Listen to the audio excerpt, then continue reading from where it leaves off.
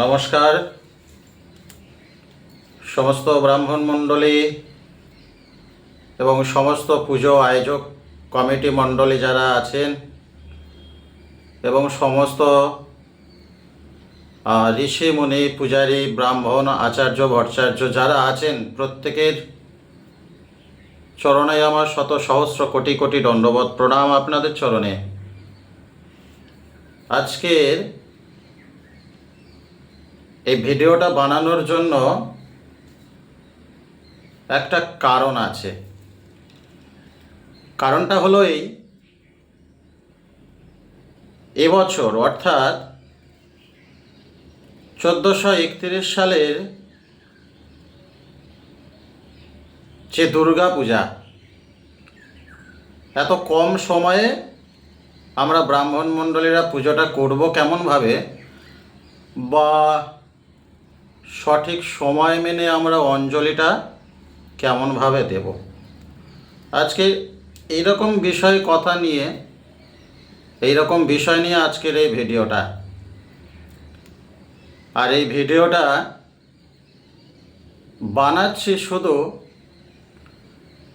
আমাদের মনের মধ্যে যে কনফিউশনটা ঘুরে বেড়াচ্ছে, আমাদের মনের মধ্যে যে একটা ভুল চিন্তা ভাবনা আছে, সেটাকে একটু দূর করার। তো যাই হোক, ভিডিওটা শুরু করছি। 22শে আশ্বিন 9 অক্টোবর বুধবার। এই বুধবার দুর্গা মহাষষ্ঠী। ওই দিনে এই দুর্গা মহাষষ্ঠী কিন্তু সীমিত সময়। সময়টা কতক্ষণ? মাত্র সকাল 7টা 32 পর্যন্ত। তাহলে এই সকাল 7টা 32 পর্যন্ত কিন্তু আমাদের সমস্ত মন্দিরে বা সমস্ত পুজো প্যান্ডেলে ষষ্ঠীর পুজো কিন্তু সমাপ্ত করতে হবে। এই ষষ্ঠীর পূজা এবং ষষ্ঠীর যারা উপোস করে আছেন তাদের যে অঞ্জলি, এই সঠিক সময়ে কিন্তু সমাপ্ত করে আবার সায়ংকালে কিন্তু দেবীর আমন্ত্রণ এবং অধিবাস। এ তো আপনারা সবাই জানেন, প্রত্যেকের ঘরে তো পঞ্জিকা আছে। আর আমি যে পঞ্জিকা নিয়ে কথা বলবো, আমি পূর্ণচন্দ্র এবং বেণীমাধব নিয়েই কথা বলবো। আর বিশুদ্ধ সিদ্ধান্তের মধ্যেও আসবো। বিশুদ্ধ সিদ্ধান্ত আর পূর্ণচন্দ্র আর বেণীমাধব, পূর্ণচন্দ্র বেণীমাধব থেকে বিশুদ্ধ সিদ্ধান্ত হয় 1 ঘন্টা কি 30 মিনিট 45 মিনিট, এইরকম একটা ডিফারেন্স থাকে সব সময়ের জন্য। কিন্তু আমরা যে সমস্ত ব্রাহ্মণ মণ্ডলী আমরা যতটুকু জানি, আমরা কিন্তু পঞ্জিকা মেনেই চলি, পঞ্জিকার মেনেই আমরা সমস্ত কাজকর্মগুলো করি। এবং তাহলে পঞ্জিকা যা বলবে আমাদেরকে তাই শুনতে হবে, সে বেণীমাধব হোক আর পূর্ণচন্দ্র পাঁজি হোক বা আপনার বিশুদ্ধ সিদ্ধান্ত যাই বলুন না কেন, যেটা খুশি আপনারা বলতে পারেন। আমাদের কিন্তু সেই পঞ্জিকা বা পাঁজির কথা শুনে আমাদেরকে চলতে হবে বা করতে হবে, পূজা করতে হবে। তাহলে সপ্তমী 23শে আশ্বিন 10ই অক্টোবর বৃহস্পতিবার। সপ্তমীও কম সময়, সপ্তমী আছে মাত্র আপনার দিবা 7টা 25 পর্যন্ত। এই 7টা 25 পর্যন্ত শ্রী শ্রী শারদীয়া দুর্গা পূজা।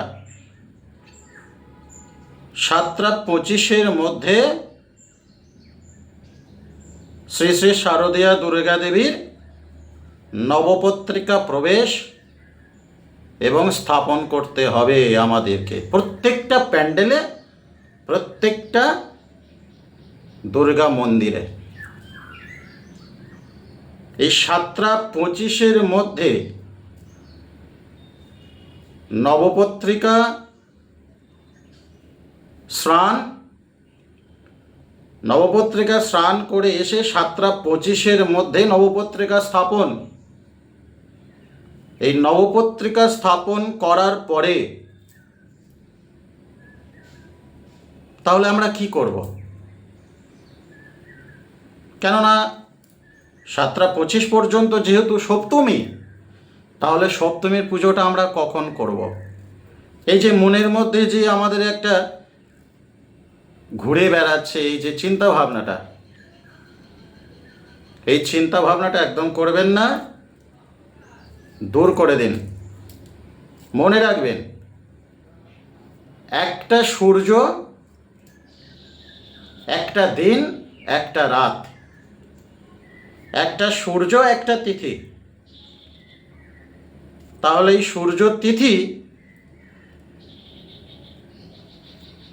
এই সূর্যতে কিন্তু আমরা সপ্তমী পূজা করব, কারণ এটা সপ্তমী সূর্য। তিথিটা হয়তো 7টা 25-এর পরে অষ্টমী এসে যাচ্ছে, কিন্তু মনে রাখবেন সূর্যটা কিন্তু সপ্তমী সূর্য। সেই কারণে আমরা প্রত্যেকে ওই সপ্তমী তিথিতে ওই 7টা 25-এর পরে নবপত্রিকা স্থাপন করার পরে আরণ বরণ সংকল্প যা কিছু সমাপ্ত করে আমরা কিন্তু ওই দিনেই সপ্তমী পুজো সবাই করব, কারণ সেদিনে কোনো অষ্টমী তিথি নয়। কেন না, সূর্যটা হলো সপ্তমী সূর্য। এই জন্যে সেই দিনটা আমাদের সপ্তমীর পুজো হবে। যাই হোক, এবারে প্রশ্ন থাকবে, পূজা কমিটি বা মায়ের যত ভক্তগণ আছে প্রত্যেকের মনে তো একটু চিন্তা ভাবনা আসতে পারে, সে কারণেই বলছি আপনারা একটু বোঝাবেন তাদেরকে যে দেখুন, প্রতিদিন কিন্তু একটা একটা করে সূর্য আসে। কোনো মাসে 31টা সূর্য আসে, কোনো মাসে 32টা সূর্য আসে, কোনো মাসে 29টা সূর্য আসে, কোনো মাসে 30টা সূর্য আসে। কিন্তু 30টা সূর্য বা 29টা 31টা 32টা যাই সূর্য আসুক না কেন, শুধু কেবলমাত্র একটা একটা ডেট, একটা একটা দিনের জন্য। সেই জন্যে আজকের 7টা 25-এর পরে অষ্টমীর তিথি লাগছে বলে তাই নয় যে অষ্টমীর পূজা করতে হবে। আজকের অষ্টমীর পূজা নয়, আজকের এই যে 7টা 25-এর মধ্যে নবপত্রিকা স্থাপন করা হয়ে গেল, ওই দিনেই কিন্তু সপ্তমী পূজা হবে। শুধু কেবলমাত্র সূর্য দিকটা আমাদেরকে রাখতে হবে। বোঝাতে পারলাম? এবার আসি 24শে আশ্বিন, 11ই অক্টোবর, সেদিন শুক্রবার, মহা অষ্টমী মায়ের, সেদিনে মহা অষ্টমী সব থেকে বড় পূজা। এই মহা অষ্টমীতে আমরা কি করব? অষ্টমী তো মাত্র 6টা 48 পর্যন্ত সকাল। এই যে সকাল 6টা 48 পর্যন্ত যে মহা অষ্টমী বলা হয়েছে, এই মহা অষ্টমী তাহলে আমরা পূজা বসবো কখন মন্দিরে বা পুজো প্যান্ডেলে, আমরা পূজা শুরু করব কখন? মনে রাখুন এই জায়গাটা। এই সময়ের মধ্যে কিন্তু আমাদেরকে পূজাটা করতে হবে। তারপরেই আছে সকাল 6টা 24-এ, 24-এর পরে অর্থাৎ গতে 7টা 12-র মধ্যে সন্ধি পূজা। 6টা 24-এর পরে সন্ধি পূজা শুরু, আর 6টা 48-এর পরে বলিদান। দিবা 7টা 12-র মধ্যে সন্ধি পূজা বলিদান সমাপ্ত করতে হবে। এর আগের বারে আমার একজন প্রশ্ন করেছিল, আচ্ছা আমরা অঞ্জলি দেব কখন, আমরা অঞ্জলিটা করব কখন? একটু আগেই বললাম, সূর্য উদয়ের 1 মিনিট পরেও যদি কোনো তিথি থাকে, তাহলে সেই দিনে সে যখন খুশি হোক অষ্টমীর অঞ্জলি দেওয়া যেতে পারে, কারণ সূর্য দিকটা লক্ষ্য রেখে, অন্য দিক না। তাহলে আমরা পূজা করব কখন? আমরা সীমিত সময়ের মধ্যে বলি পূজা, সন্ধি পূজা, আমরা এগুলো সমাপ্ত করব কেমনভাবে? আমাদেরকে পুজোর সময়টা একটু আগে নিয়ে যেতে হবে। পূজা আয়োজক মণ্ডলীদের সঙ্গে আমাদেরকে কথা বলতে হবে যে দেখুন পূজার সময় কম, যে কারণে আমরা রাত্রে অর্থাৎ ব্রহ্ম মুহূর্ত 3টে কি 4টের দিকে আমরা মন্দিরে এসে পূজা শুরু করব এবং সকাল 6টার মধ্যে পূজা সমাপ্ত করে আমরা অঞ্জলি দেওয়াবো। সেই জন্য আপনারা আমাদেরকে সাহায্য করবেন, অবশ্যই তারা আপনাদেরকে সাহায্য করবে, এটা মনে রাখতে হবে। তারপরে আপনি অঞ্জলি দেবেন। প্রত্যেকে আছে বছরে একবার মায়ের কাছে আসে, তাদের মনের সুখ দুঃখ, কত করুণা, কত যন্ত্রণা, সব কিছু মায়ের চরণে তারা দেওয়ার জন্যে আসে, তাদেরকে অঞ্জলি দেওয়া হবে। হয়ে যাক না, অষ্টমীর তিথি হয়ে গেছে বলে আমরা অষ্টমী অঞ্জলি করতে পারছি না, এরকম কোনো ব্যাপার নেই। কারণ সূর্যটা রয়েছে, ওই সূর্যটা হলো সেই দিনের সূর্য, অর্থাৎ মহা অষ্টমীর সূর্য। সেই অঞ্জলি টাইম যখন খুশি হতে পারে। বোঝা গেল? এবারে যাদের কুমারী পূজা আছে, যে সমস্ত মন্দিরে বা যে সমস্ত প্যান্ডেলে যাদের কুমারী পূজার আয়োজন করা হয় বা কুমারী পূজার ব্যবস্থা আছে, শুধু তাদেরকে বলছি, অনেক জায়গায় মহা অষ্টমীতে অঞ্জলি দেওয়া হয়, কুমারী পুজো করা হয়,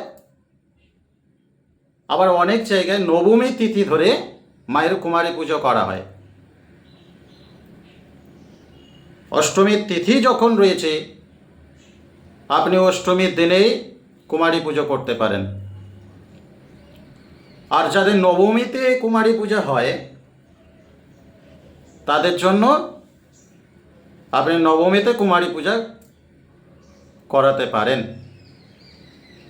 কারণ ওই যে অষ্টমীর দিনে দীর্ঘ সময় নবমীটা রয়েছে, ওই নবমীর মধ্যেই আপনি কুমারী পুজো করে নিতে পারেন, তাতে কোনো অসুবিধা হবে না।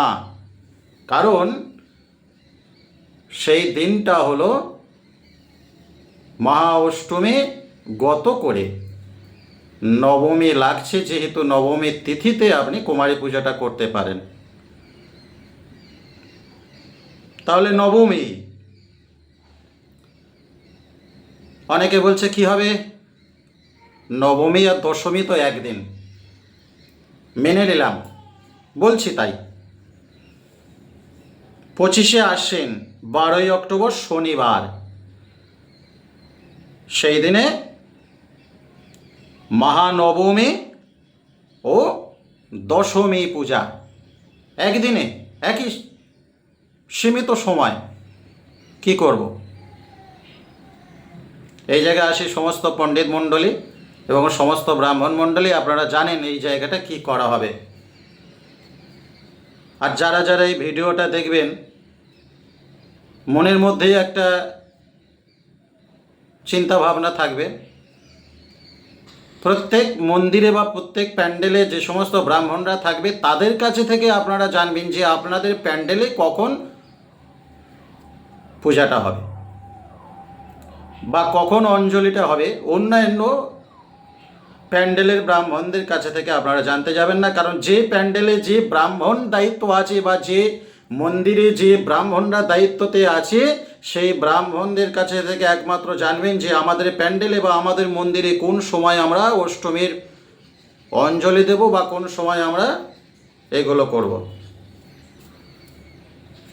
25শে আশ্বিন 12ই অক্টোবর শনিবার, সেদিনে মহানবমী শুধু কেবলমাত্র সকাল 5টা 44 পর্যন্ত।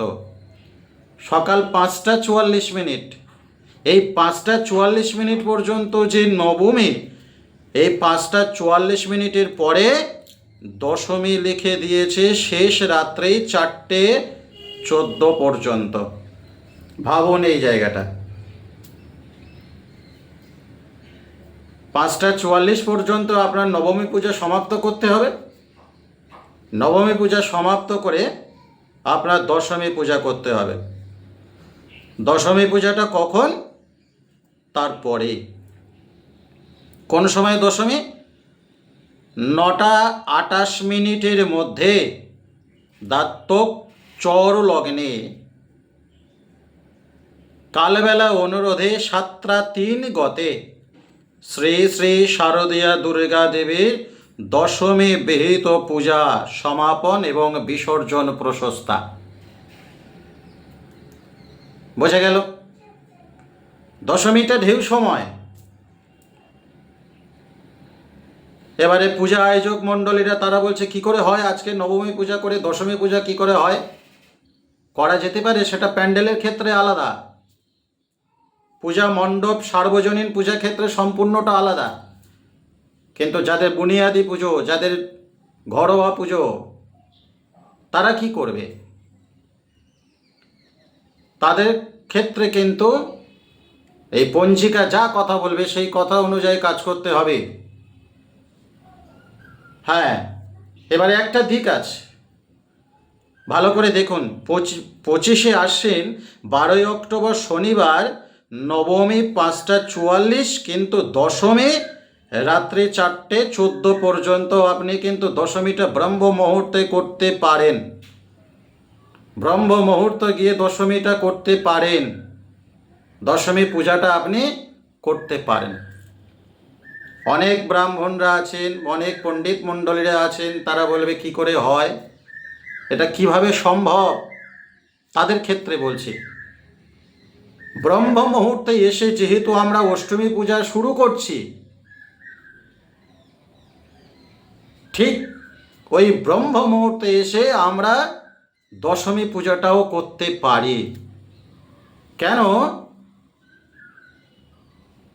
অনেকে আছেন যে সবে আমাদের নবমী পূজা হলো, এই মুহূর্তে আপনারা আমাদের মন্দিরে বা আমাদের প্যান্ডেলে এই দশমী পূজা করে বা সুতো কাটতে পারেন না, দশমী পূজা করতে পারেন না।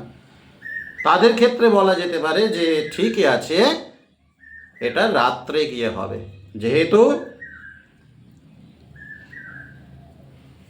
4টে 14 পর্যন্ত দশমী রয়েছে, তাহলে আমরা যদি ব্রহ্ম মুহূর্ত 3টে নাগাদ যদি আমরা দশমী পূজা শুরু করি,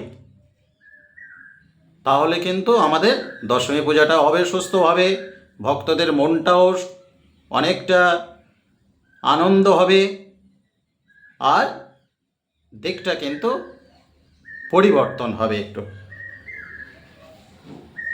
পঞ্জিকা অনুযায়ী আমাদেরকে চলতে হবে, সেই জন্যে পঞ্জিকা হলো সর্বশ্রেষ্ঠ এক আমাদের গ্রন্থ।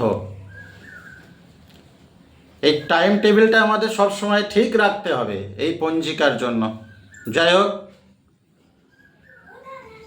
সমস্ত ব্রাহ্মণদের চরণে আমার অনন্ত কোটি কোটি ভক্তিপূর্ণ প্রণাম। সমস্ত আয়োজক মণ্ডলীদেরকে আমার প্রণাম, সমস্ত পূজা প্যান্ডেল কমিটিদেরকে আমাদেরকে প্রণাম। শারদীয়া প্রীতি শুভেচ্ছা আন্তরিক অভিনন্দন আপনারা গ্রহণ করবেন। আর এই ভিডিওটা যদি আপনাদের সবার কাছে পৌঁছায়, যদি ভালো লাগে, প্রত্যেকে ভিডিওটা শেয়ার করে প্যান্ডেলে প্যান্ডেলে ভিডিওটাকে ছড়িয়ে দেবেন, সমস্ত ব্রাহ্মণদের কাছে ভিডিওটা ছড়িয়ে দেবেন। কতটা সুস্থভাবে আমি আপনাদের সাথে কথা বলতে পারলাম তার কমেন্ট করে আমাদেরকে জানাবেন। এবং এই রতন মুখার্জি অফিসিয়াল চ্যানেলটা সাবস্ক্রাইব করে আমার সাথে থাকবেন। আরও ভালো ভালো ভিডিও আমি আপনাদের জন্য তৈরি করব, আপনাদেরকে দেব। হ্যাঁ, নমস্কার। আজকের এই পর্যন্ত। আমি শ্রী রতন মুখার্জি, এবং আমি যেমন পূজা অর্চনা যাগযজ্ঞ করি, তার পিছনে কিন্তু আমি হরিনাম সংকীর্তন কীর্তন গান পরিবেশন করি। আমার নাম ব্রজগোপাল মুখোপাধ্যায় কীর্তনিয়া, আর ব্যাকেটে আমার একটা নাম আছে, সেটা হলো শ্রী রতন মুখার্জি। নমস্কার, নমস্কার, নমস্কার।